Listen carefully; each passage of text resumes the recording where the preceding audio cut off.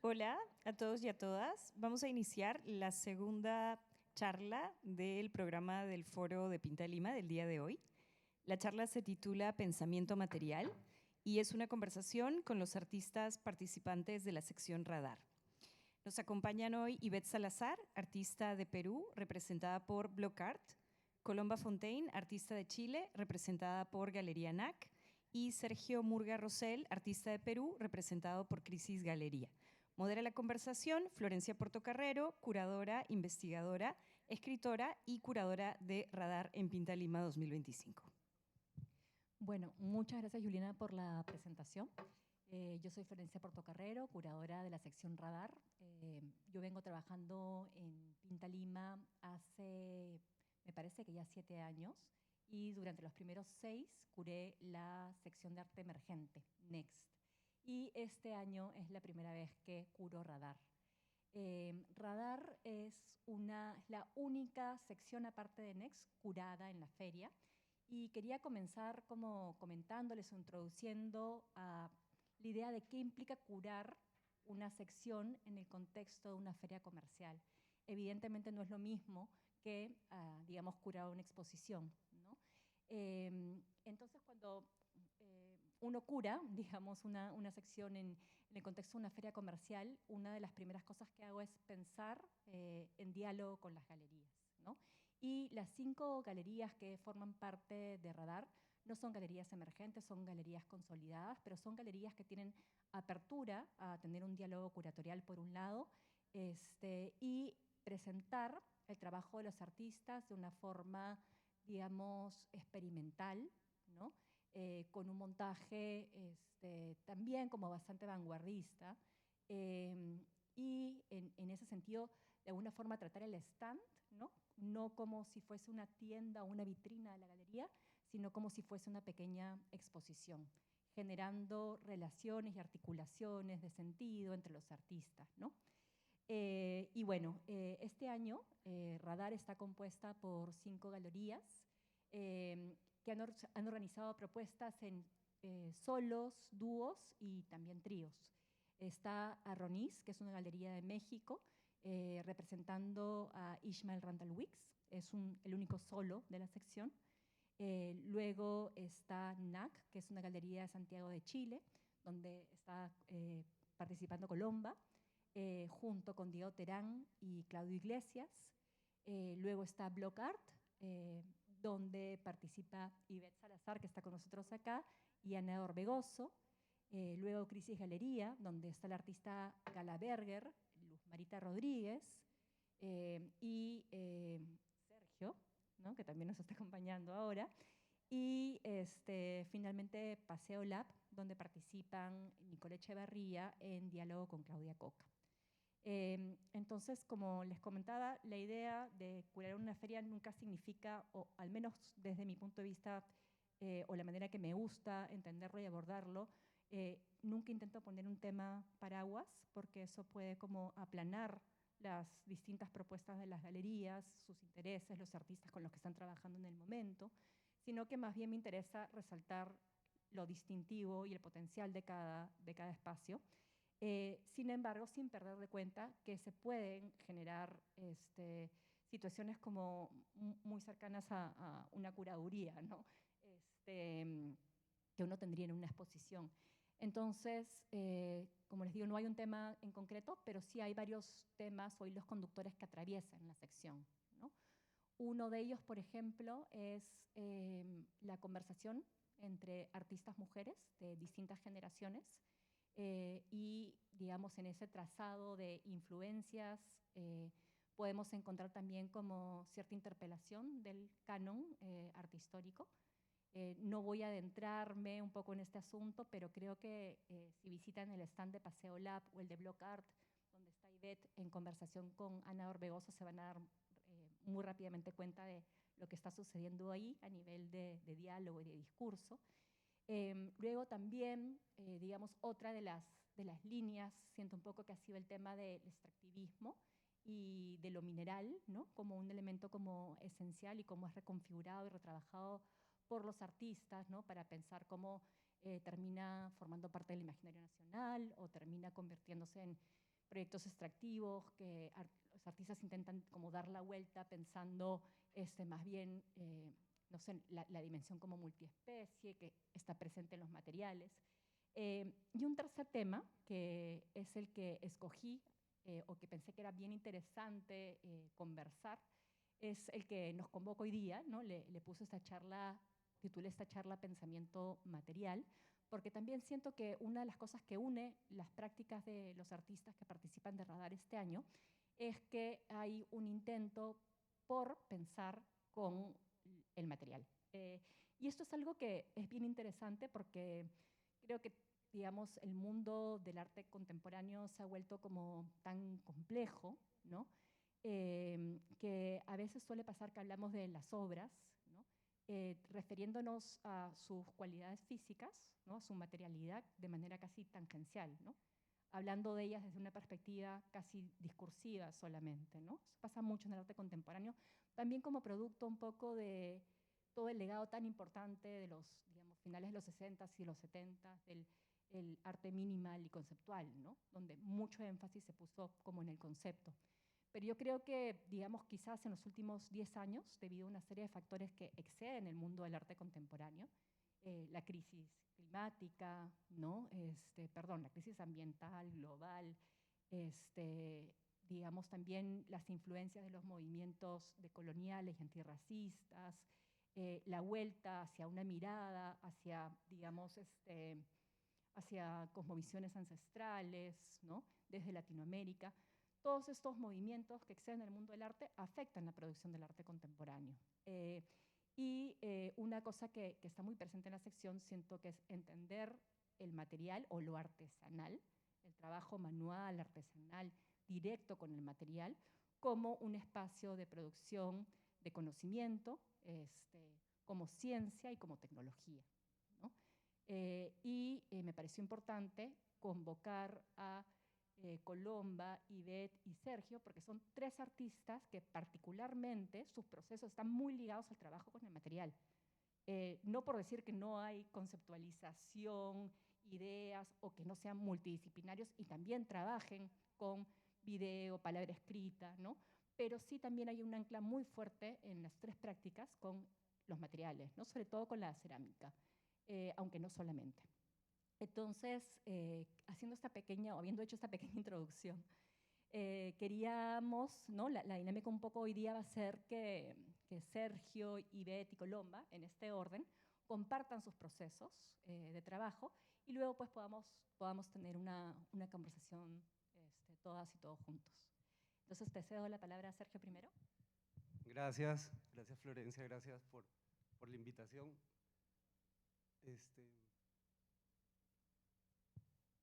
Bueno, yo quería empezar por contarles cuál fue mi acercamiento al material, a la cerámica.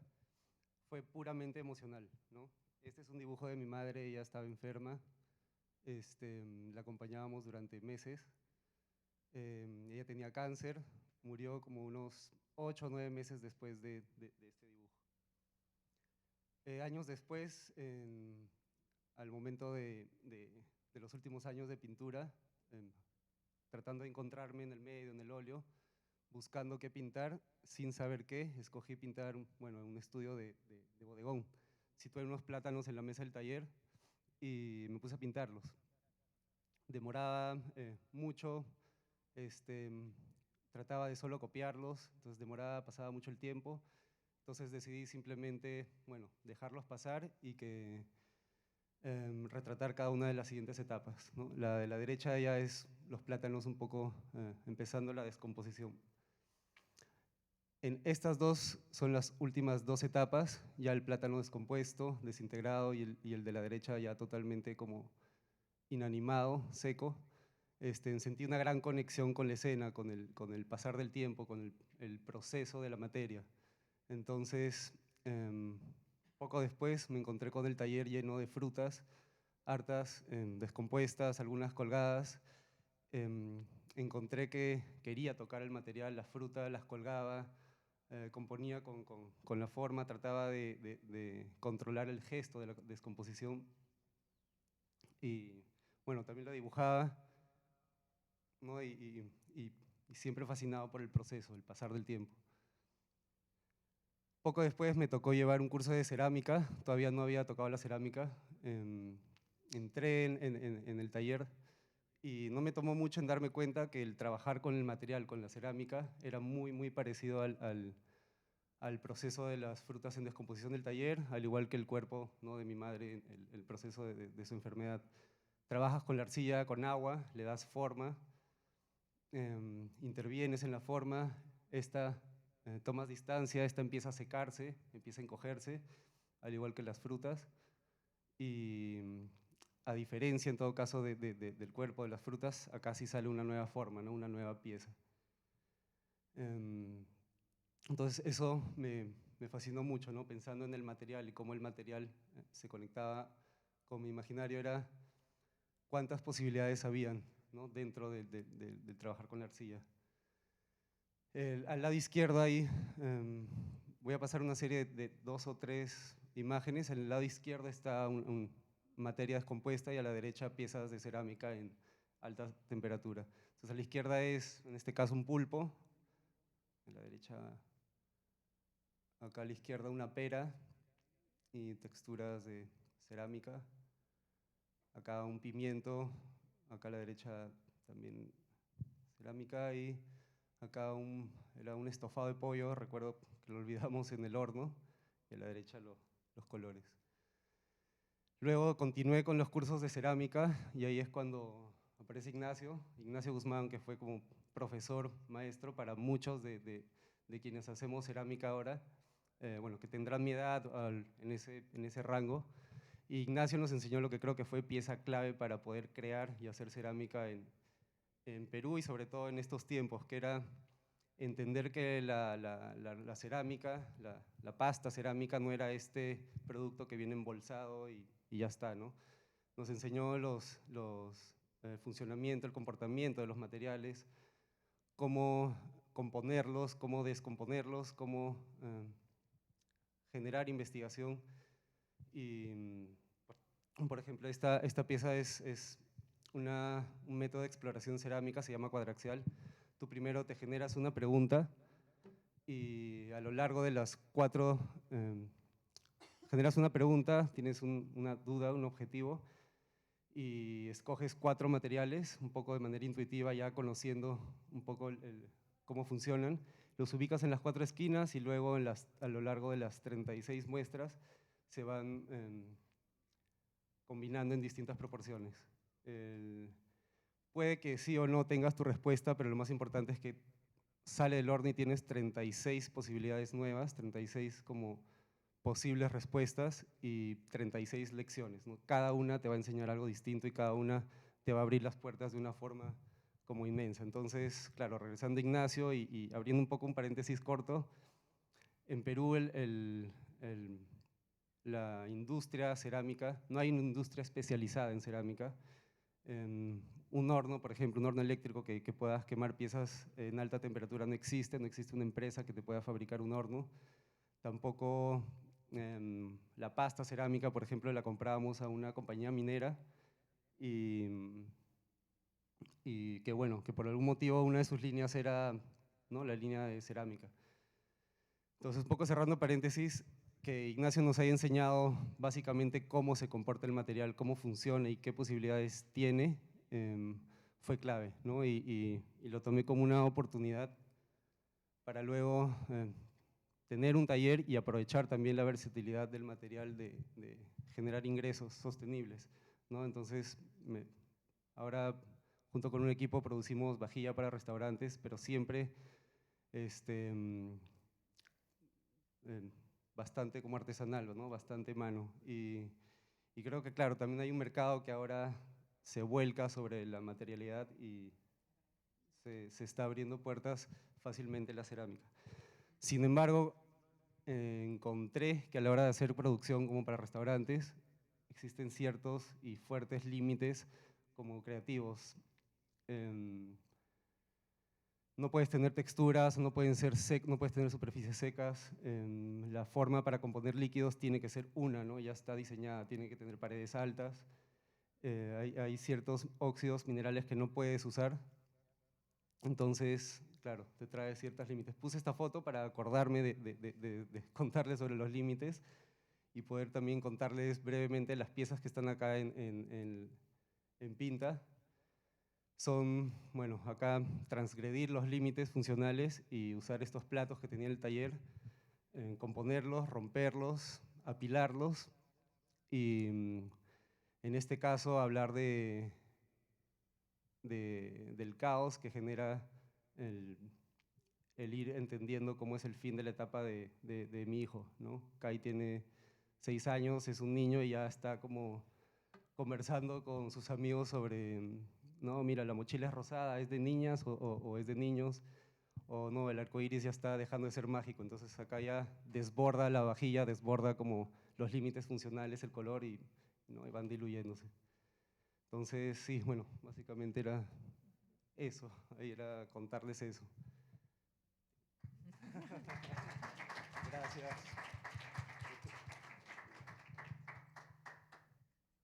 ¿Ya está? Sí. Bueno, gracias, igual. La verdad, a mí me dio mucho gusto saber que iba a exponer con Sergio, porque de hecho, así como él aprendió de Ignacio de una manera como muy metódica, yo aprendí con él de una manera muy caótica. Yo ingresé al mundo de la cerámica justo porque Sergio abrió un workshop de experimentación de materiales donde yo venía un poco como eh, con cero conocimiento de qué sucedía con la cerámica y eso me permitió a mí también como de tener una libertad de explorar y pensar junto con el material, ¿no? De hecho, cuando Florencia nos invitó a la charla y mencionó el título de Pensamiento Material, aparecieron un montón de cosas en mi cabeza, ¿no? Que he tratado como de editar y darles un rumbo más coherente y espero que se logre. Eh, Creo que lo primero que pensé fue esta idea de pensar junto con el material, ¿no? Cómo es esta reconexión con el pensar desde el cuerpo, desde el hacer, ¿no? Y que implica no solamente que el proceso de pensar pasa por el individuo, ¿no? Sino en relación con, ¿no? Y creo que el hecho de pensar o entender que pensamos en conjunto implica que escuchemos, que percibamos con lo que estamos pensando, ¿no? En mi caso, yo encontré eso con el textil y con la cerámica, ¿no? Yo venía previamente, al igual que Sergio, de una práctica más pictórica y al encontrarme con la cerámica y con el textil, encontré que perdía yo la distancia que había tenido todos esos años con el pincel, ¿no? El pincel me daba una cierta distancia con la materia y de pronto tocar el textil, tocar la cerámica empezó a hacer que mi cuerpo perciba muchas más cosas que no percibía antes en el proceso creativo, ¿no? Implicaba estar mucho más presente, mucho más atenta, escuchar, percibir lo que tenía que decirme también el material, ¿no? Y justo les comentaba, yo entré a este workshop con Sergio en el momento en que yo estaba embarazada de mi hija.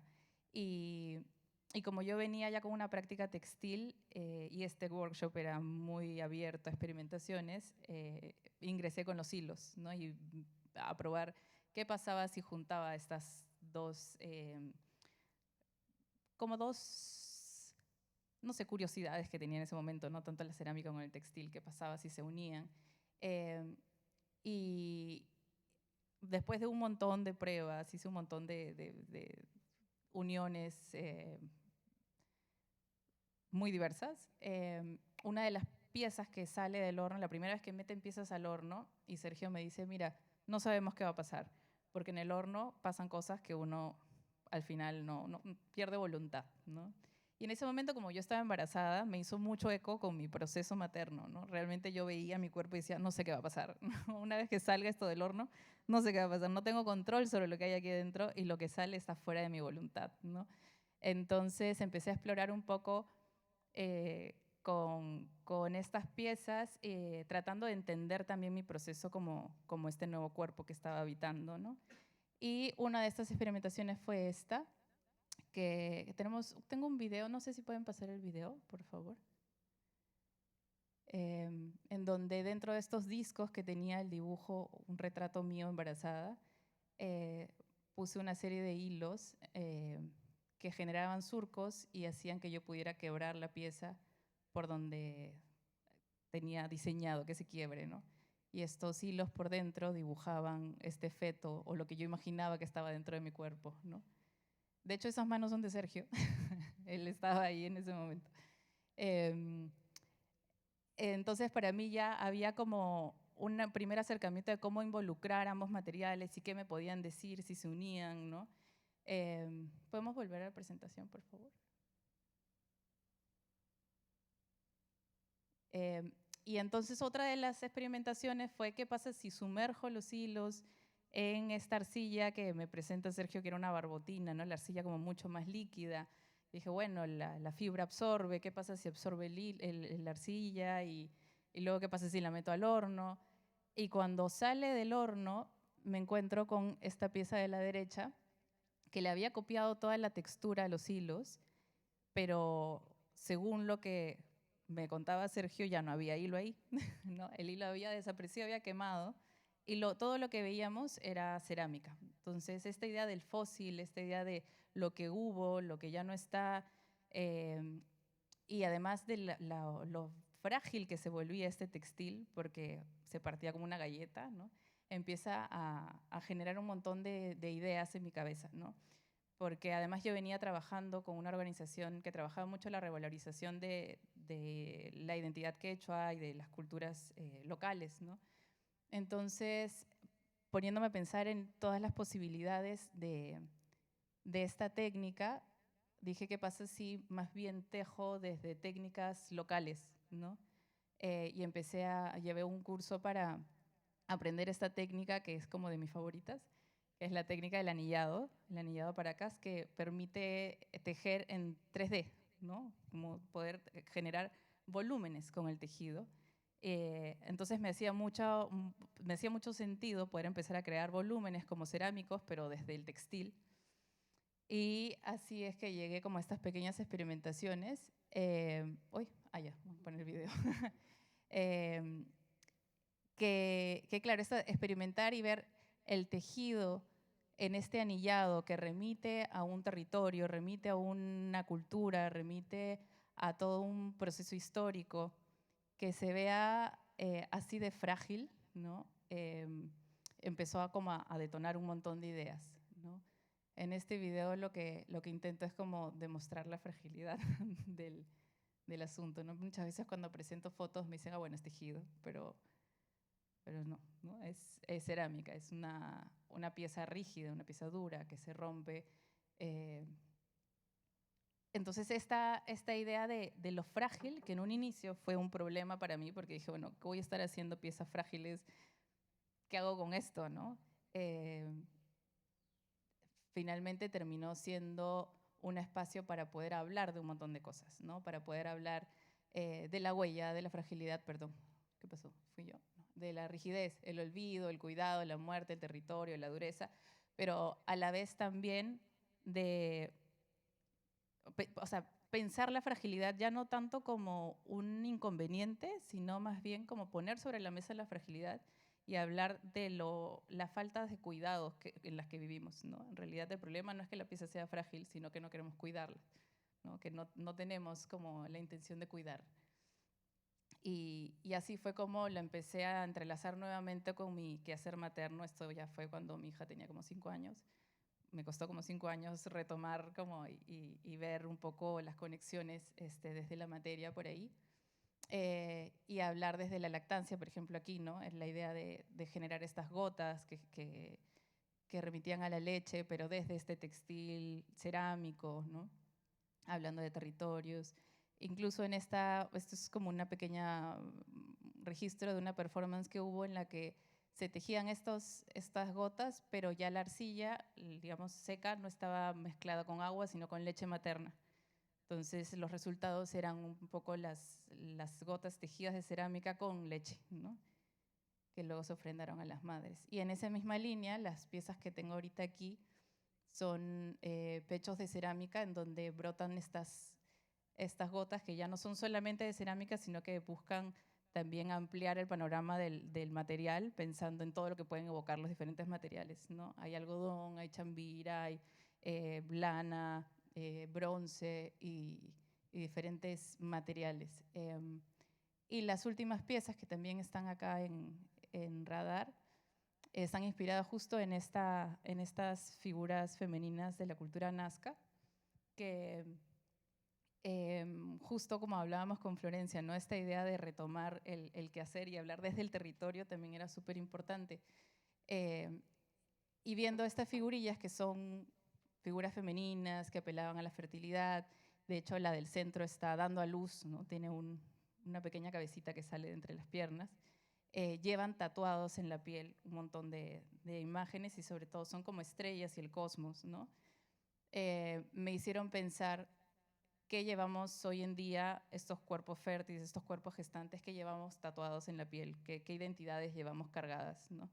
Entonces, un poco eso lo relacionaba con los discursos de maternidad que vivimos hoy en día, ¿no? Cómo se nos indica o cómo se nos cría pensando en cómo debe ser una madre y cómo no, ¿no? Cuáles son esos, lo que tenemos permitido y lo que tenemos obligado a hacer, ¿no? Como madres.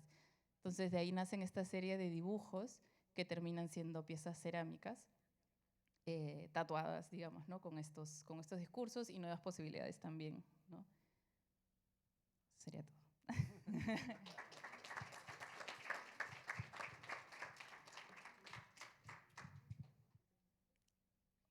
Falta mi...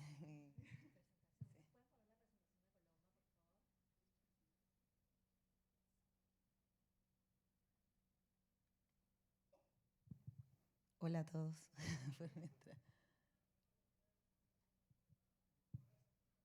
Ya, aquí estamos. Ya, bueno, mi trabajo es muy en son de la experimentación material. Trabajo con cerámica, pero también con otras técnicas. Entonces, como mi inquietud principal es pensar cómo están hechas las cosas, las capas que lo componen, los materiales que son parte de esas capas y cómo intervenir esos comportamientos que tienen los materiales. Esa es mi premisa.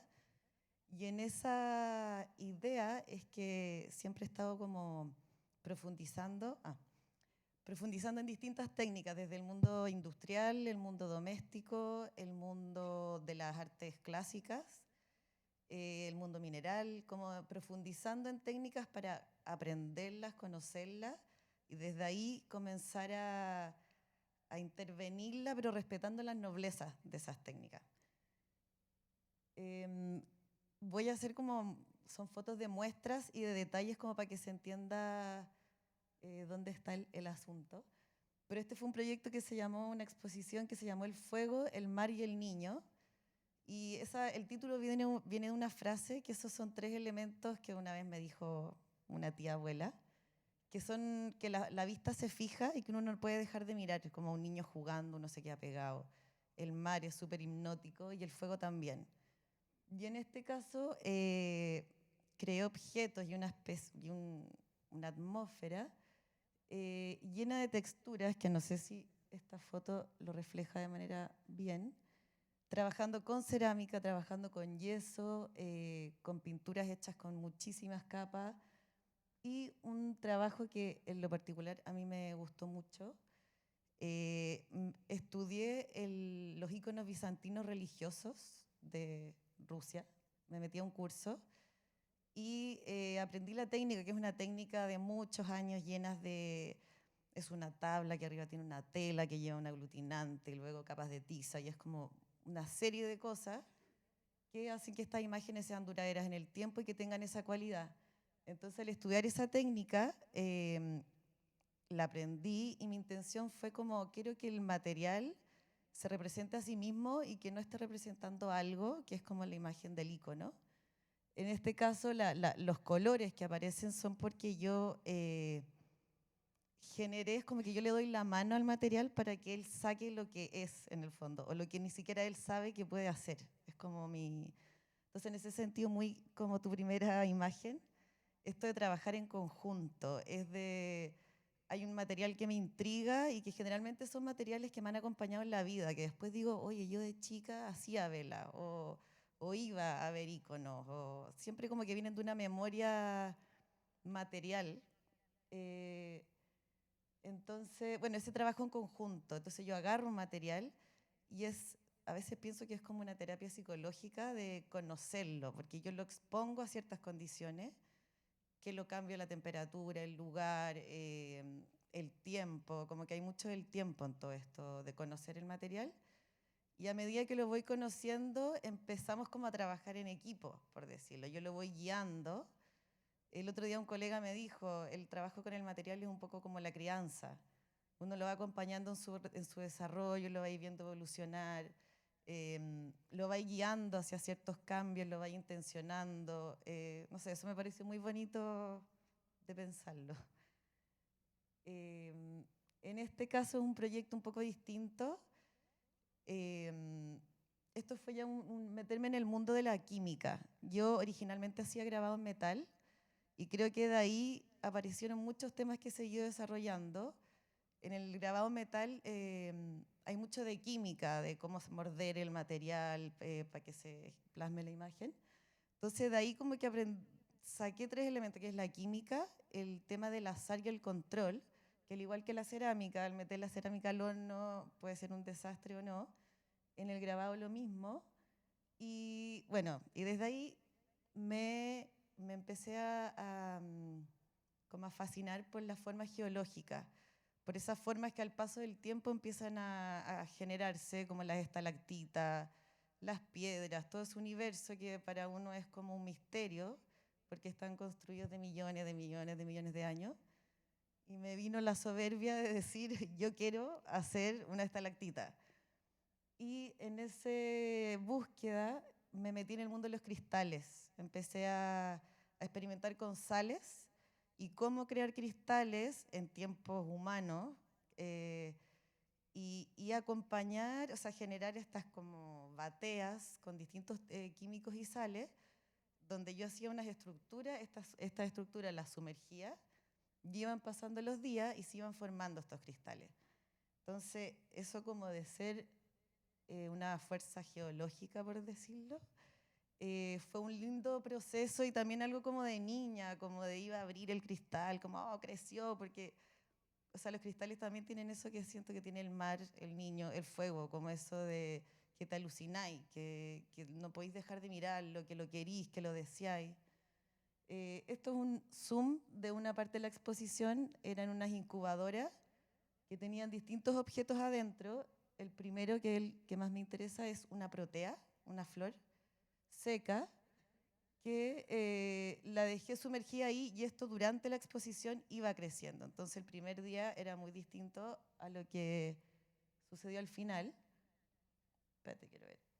Esto, que es un detalle nomás, pero hice un plato, un gran cuenco, donde empecé a trabajar con químicos principalmente que pertenecen al área de la limpieza y se ocupa trabajar con metales y se ocupa para fertilizantes agrícolas.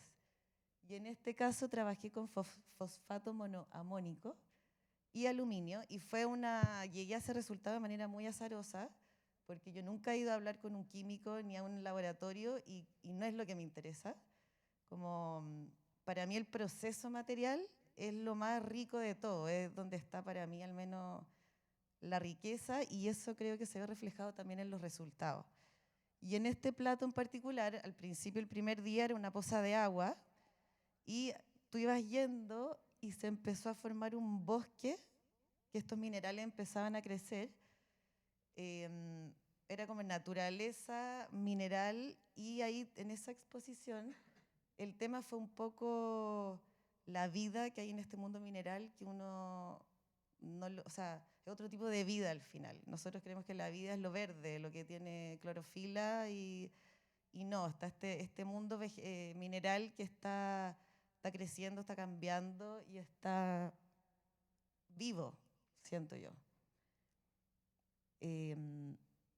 Esta foto no es tan representativa ya, pero esto fue el último proyecto que, siguiendo en esa investigación de los materiales, Eh, Esta fue una exposición que lo que se ve atrás son paños pintados con arenas de cuarzo y distintos minerales.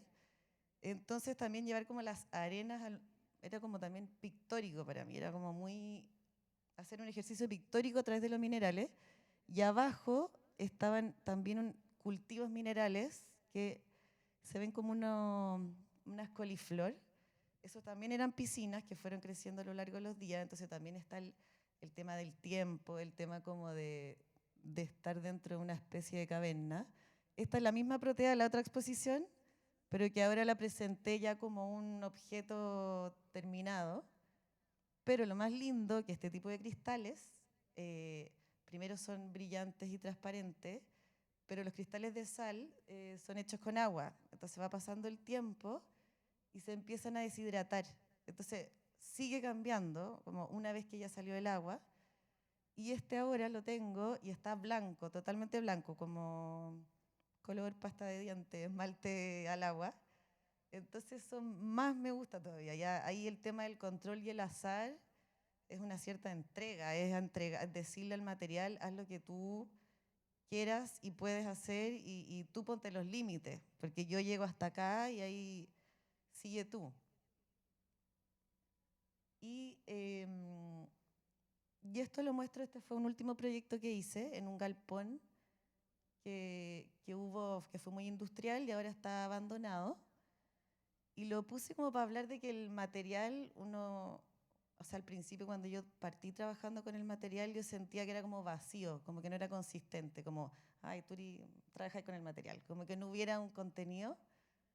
Y con el tiempo me he dado dando cuenta que el mismo material te empieza a hablar de millones de otras cosas, y por eso encuentro lindo lo del proceso y del tiempo, porque empiezan a aparecer ideas que se empiezan a entrelazar. Y esto fue que me invitaron a hacer una obra en el espacio, como haz una intervención en el espacio como tú quieras. Éramos 8 artistas y me gustó ver como el modo en que cada uno trabaja y desde dónde encuentra los elementos para partir. Yo al tiro me puse a mirar el suelo, me puse a barrer, como buscando material en el fondo. Y fui recolectando, barriendo todo este galpón gigante, distintos tipos de tierras que encontré. Este galpón tiene muchísimos años, entonces habían muros de adobe, había carbón molido, había tierra, había polvo, había suciedad, pelusas, caca de paloma, todo. Y barrí todo y en esta tela adhesiva fui adhiriendo toda esta suciedad y fue como bien impactante para mí también que aparece una cosa totalmente pictórica que también habla del tiempo, habla del lugar, habla de... También era performático el yo estar barriendo y luego pintar barriendo. O sea, aparece como otro tema, el yo situarme en el espacio. También esto lo hice en el suelo y esta tela medía 30 metros. Entonces bonito ese desplazamiento del suelo hacia el cielo y vuelve al suelo como su lugar de origen. Entonces, eso creo que es para terminar. A ver. Bueno, y este es un zoom del proceso, de cómo yo barría para pintar. Entonces, como conclusión, a mí me parece lindo como el material nos puede decir muchísimas cosas y que el material tiene su propia inteligencia, como está lleno de virtudes. Hay que como ya, pues, o sea, como, sí, conversar, forzarlo, hasta maximizarlo a su esplendor.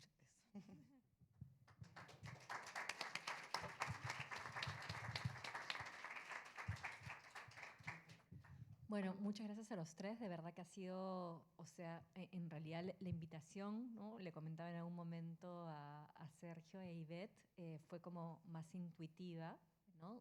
Pensando cómo sus procesos están atravesados por directamente el trabajo con el material, también en el caso de Colomba, y luego he sentido que realmente se ha armado esta mesa o esta conversación que hace como con mucho sentido tenerlos a los tres reunidos conversando o contándonos sus prácticas, ¿no? Pero yo no quiero acaparar el micrófono y me parece que este más bien es un buen momento para poder abrir la conversación. No sé si alguien tiene alguna pregunta para nuestras y nuestros nuestro artista invitado.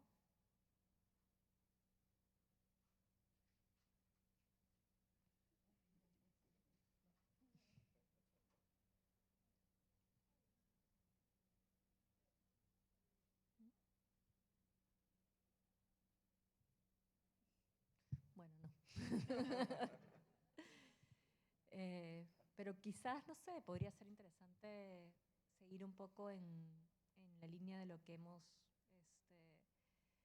estado conversando sobre, por ejemplo, las relaciones entre el concepto y ¿no? Lo que tú decías, Colombia, que en un momento sentiste que trabajar directamente o en reacción, conversación con el material iba en detrimento de tener una discursividad, sobre todo en un mundo del arte contemporáneo que está muy atravesado ahora mismo por el discurso, por políticas de identidad, ¿no? Donde uno siente que si uno como solamente se refiere al material, pues está en un momento como casi que previo, ¿no? Y como les decía, esto tiene que ver, por un lado, con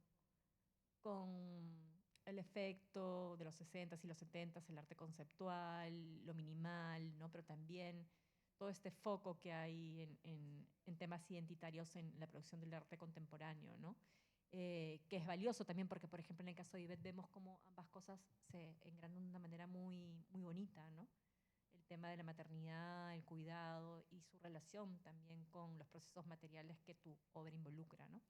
Pero quizás una reflexión al respecto sobre, ¿no?, la relación entre el concepto del trabajo y el trabajo con ciertos materiales podría ser pertinente, ¿no? Como para cerrar, porque en realidad tenemos que terminar en 5 minutos. ¿Alguien quiere decir algo como muy rapidito?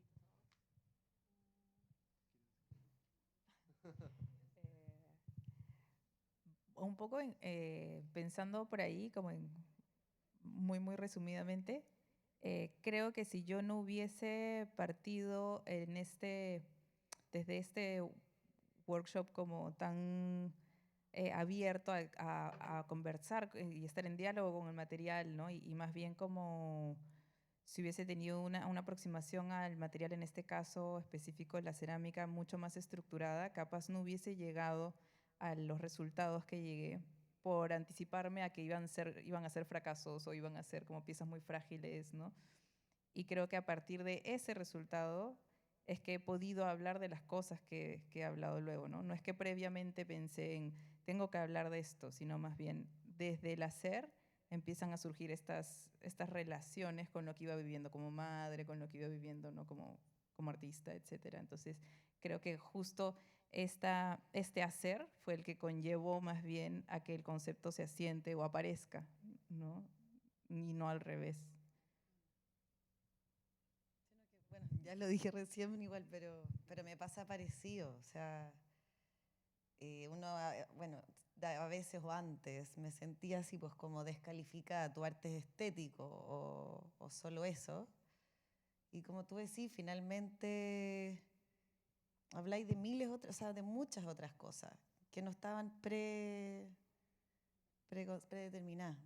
Entonces, y aparecen otras preguntas, quizás más abstractas, más existenciales, y muy honestas y personales también. Como no me interesa hablar del cambio climático a mí, con todo mi respeto, pero no es lo mío es más personal y yo creo que en ese hacer es donde me encuentro conmigo, con el material, como con ese espacio íntimo.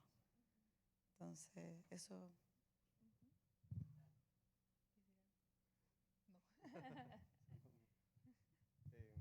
Bueno, nada, yo me quedé pensando también